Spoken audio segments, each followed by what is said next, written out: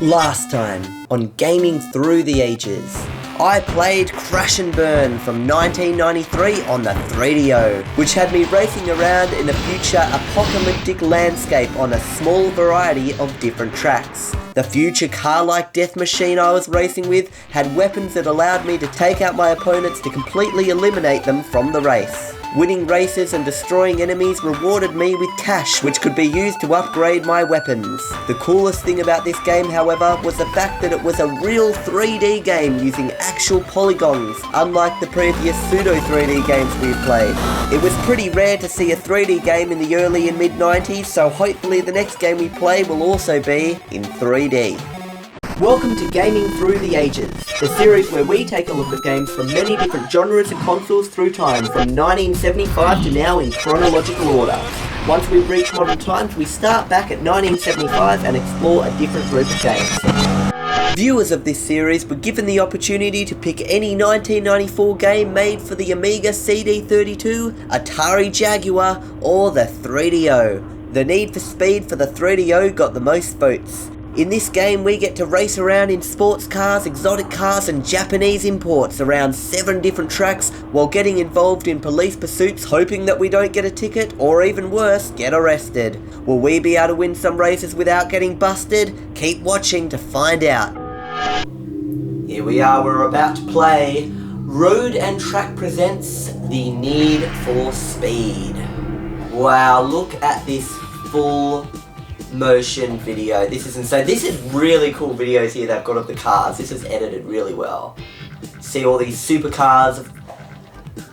Not really that modern because this was made in 1994, but it does look pretty cool here. I've got to admit, I'm looking at these cars and not that I would buy one of these in real life, but I do think they look pretty nice. I am a person who believes cars are a piece of art that is driven around on the road. But here it is.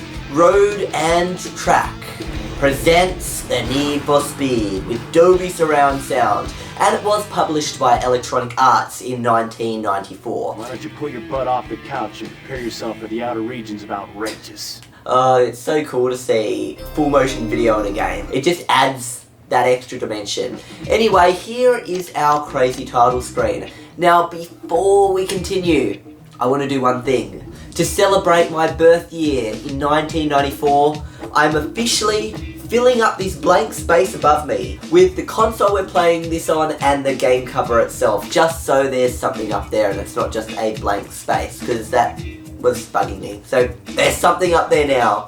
Anyway, we are on the title screen of Need for Speed. Now remember, this was released for the PlayStation as well, so it wasn't just released for the 3DO, it was released for the PlayStation in 1996, but the 3DO version was in 1994. It was actually the founder of Electronic Arts, his name was Trip Hawkins, and he was the guy who actually conceived the idea of the 3DO. So it's pretty cool to see his company's game on this actual system that he came up with the idea for. But of course the 3DO unfortunately was discontinued in 1996. The whole 3DO company was bankrupt in 2003. All that aside, let's just check this out. Now this menu is pretty crazy. It's got no words. I don't know what's going on here. They've tried to go for it looks like a scrapbook style of some kind and ripped out pictures here and there. Now what it actually is this is where you select the track. So we're going to select a track now. So we've got a choice of the coastal track, we can select the city track, or the alpine track. This route opens up with gentle freeway and winds its way to the bowels of the city's underground. Roads snaking everywhere. Underpasses, overpasses, concrete barriers, long winding tunnels, it's all here for you. But watch out for traffic, it comes up real quick when you're at speeds these cars want to travel. I like how extreme it is. Snaking past. Oh, and watch out for the traffic. Like, they're trying to make this game so extreme. I love the commentary in these old games. It's really funny. This is what we're going to do. We're going to go with the city track. So now that's selected. Okay, so now we're going to select our car. Here's a Ferrari 521 TR. The 512 TR is lighter and less massive feeling than the Diablo.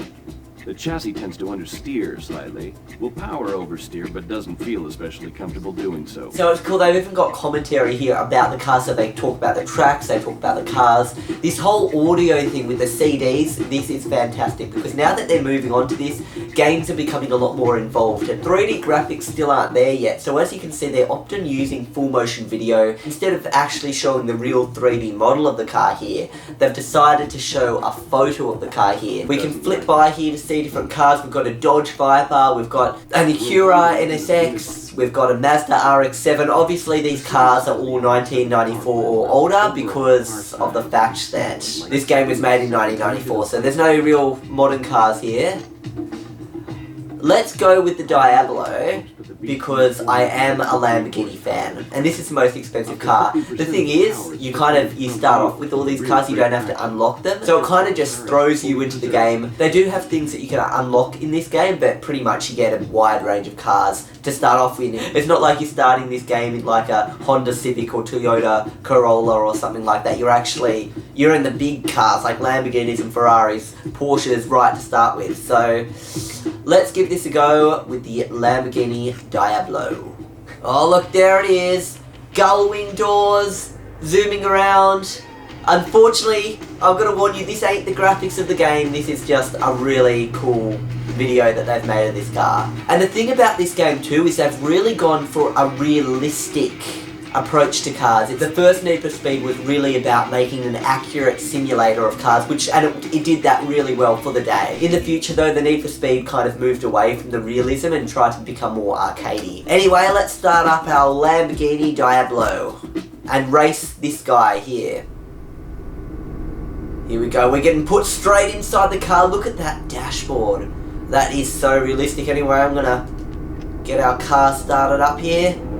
We're zooming along, you can see the little needle on the dashboard. Our opponent is already in front of us, and look at these amazing graphics. So we can appreciate these graphics a little more. I'm gonna pop out of the car here, and look at that. You can see our miles per hour at the bottom. We've just hit 100 miles per hour.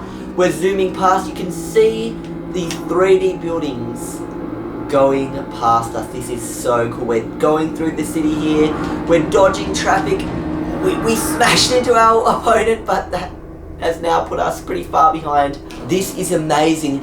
Now, let's compare this for a moment to Crash and Burn that we played last time on Gaming Through the Ages. That was a game for the same console in 1993. However, the difference between this and Crash and Burn is this is it's a more modern day, as in modern for the 90s. And more realistic as opposed to this futuristic shooting cars and blowing up. This is just more of a traditional, realistic street race type thing. But the thing about this is, when you were driving around in Crash and Burn, it kind of felt like there was a track there, but there was no background. So you're kind of driving around in this void of nothingness from what I remember seeing. And here, it looks like they've put like background. So you've got the 3D buildings, and you've also got like if you look into the distance, we've just passed our opponent, by the way. You can see kind of a background way up in the distance of a mountain over there and some buildings. You can barely notice the fact that just looks like this game has fantastic draw distance. It really blends in really well. This is so realistically done. I'm just amazed. Although look, a lot of those models, the building models are the same. Like, we're going past a lot of the same building. It says red buildings, then it's those units. See those block of units there? It's kind of a crazy amount. There was a cop back there. Oh gee, we're going pretty... I was just saying how we were going pretty fast. Oh no. No! How do I... Whoa, what happened to the cop? Oh, there he is. Let's go, let's go, let's go. Away from the cop. I'm gonna weave through this traffic. They're making it sound like traffic is the coolest thing at the beginning. They're like, and you've got to watch out for the traffic. Oh, it was insane the way they were talking about this game. Look at the amount of red buildings. Wherever this place is, they've got the exact same building everywhere. And you look at all the buildings, and it's always that same top window that has the blind down or something. It's just, you can see the way they've reused a lot of the same models here. And the trees are all the same, and the street lights are all the same. And can I knock these street lights down? Oh, it doesn't let you go onto the edges of the road and actually hit the wall. There's like some invisible wall, so you really pretty much... Oh no! He's gonna beat me! We've got to get in front. We've got to beat him. Him and his Ferrari are not gonna make it. No. Please don't win it. Come on. Come on. Is that the end? Oh yes, we're gonna get in front of him. Yes. Yes, right before the end. Yes! Sucked in. We've beat you. Where's the end of this race? Yeah, I really don't want to lose now. But yeah, they've overused... Yes! They've overused those buildings.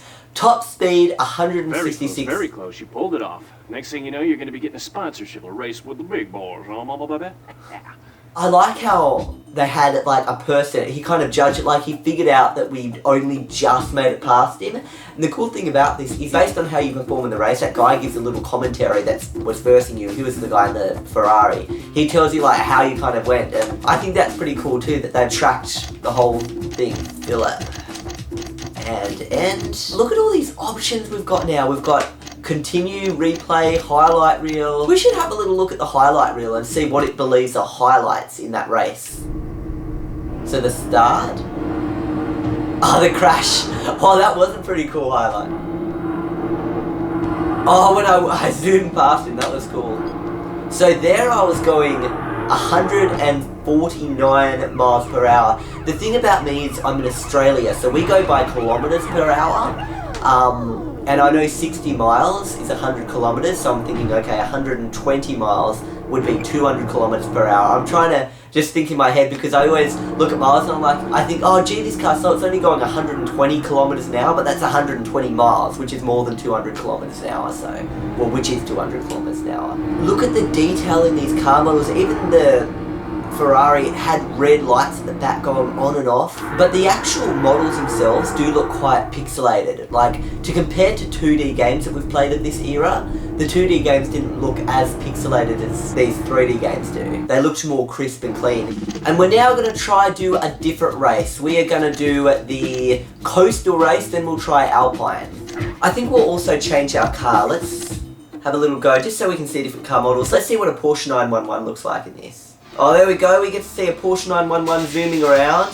And to think, one day in the future, it's 1994 right now, but one day in the future, we might be driving with the graphics we can see in these videos. Imagine actually being able to drive. And it doesn't look like these early 3D blocky pixelated graphics we're seeing now in 1994. Imagine sometime, oh, I don't know, like 20 years in the future. Imagine if racing games looked photorealistic like this. That would be so cool, but it's 1994 now. We'll have to wait 20 years before we find out what these graphics of games look like. Okay, here we are in the next race.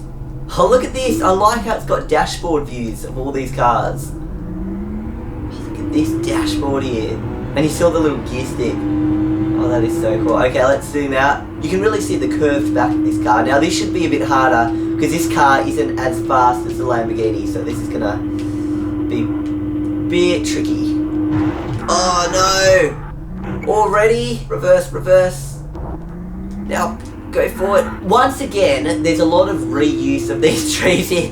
They're all the exact same palm trees. Most of them look quite 2D if you ask me. There's some more units on the side, which bear striking resemblance to each other. So they're using a lot of the same buildings here. Oh, and I think a cop is starting to chase us. I love how this race, it's a different track now, and it feels so different to that first one that we did. And you can see even a beach on the side. You look out and you see the clouds. Oh, this is just amazing.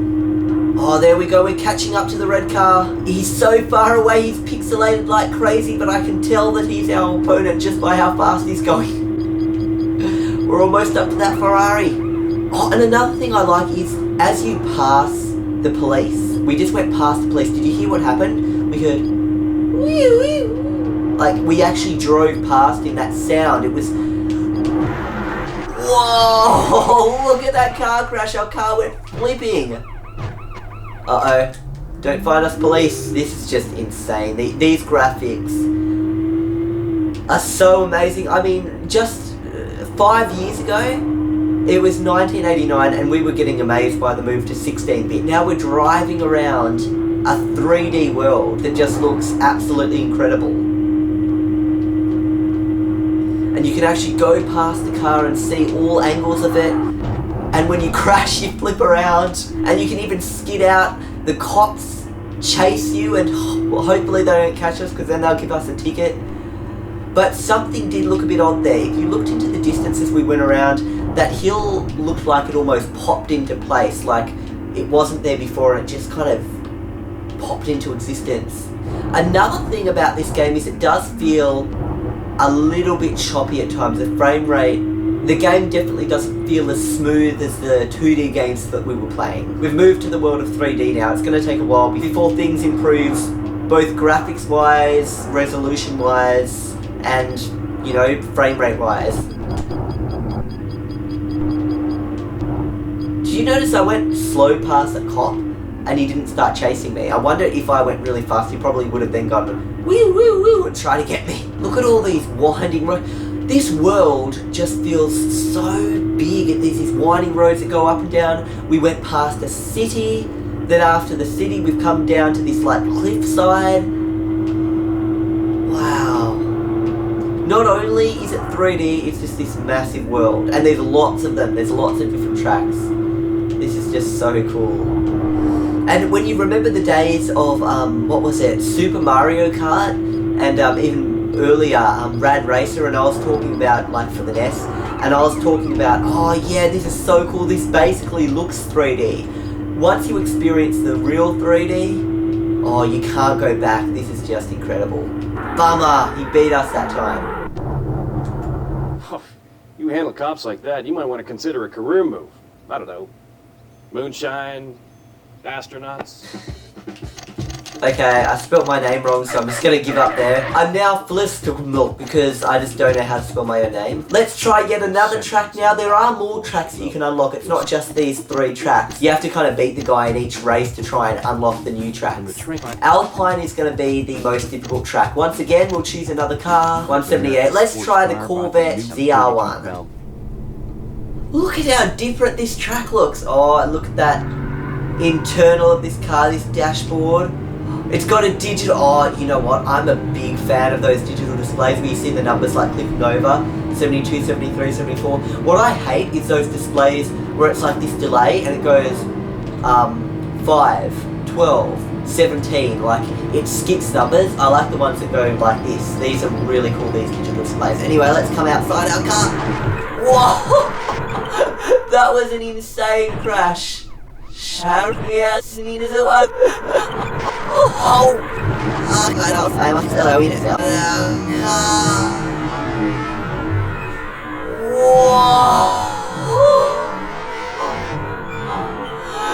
That actually broke our car. That was the coolest crash. I love the crash physics. Now this is already an improvement over Crash and Burn, because in Crash and Burn you can't even have a proper crash at all, and in this game we just had a massive crash, went flipping around.